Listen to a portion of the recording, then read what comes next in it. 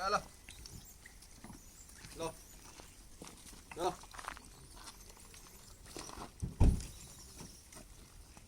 ओ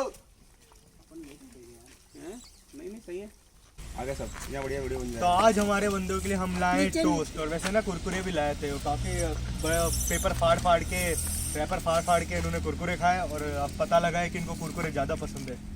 कल से हम ट्राई करेंगे इनके लिए चाय लाए कि ये चाय की चुस्की लेते हैं या नहीं। 5 की चाय हम करके देखते हैं पैसे देते हैं या नहीं।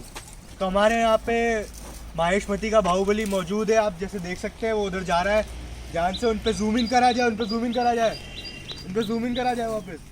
वो बहुत खतरनाक बंदर है यहाँ का। दादाजी है, दादाजी संजय भाई है, संजय दादा है यहाँ का। संजू भाई, संजय दादा, संजय दत्त को नहीं जानती।